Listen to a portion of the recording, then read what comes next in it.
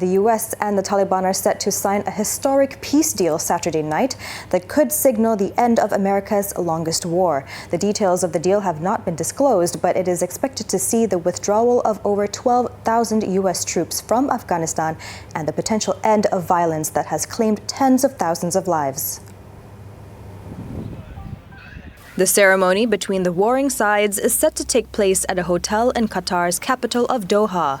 A 31-member Taliban delegation arrived on Saturday to oversee the signing of the troop withdrawal deal, with their political chief Mullah Abdul Ghani Baradar signing on their behalf. U.S. President Donald Trump on Friday said Secretary of State Mike Pompeo would be present for the signing that will pave the way for U.S. troop members to drop to 8,600 after more than 18 years, on condition the Taliban adhered to a reduction in violence pledge.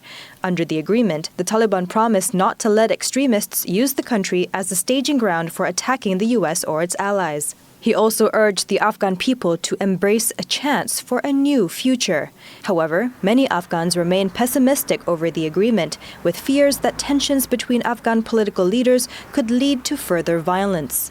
And even signing a deal between United States and the Taliban does not necessarily mean that this is going to end everything in Afghanistan when it comes to violence and using the violence against the people.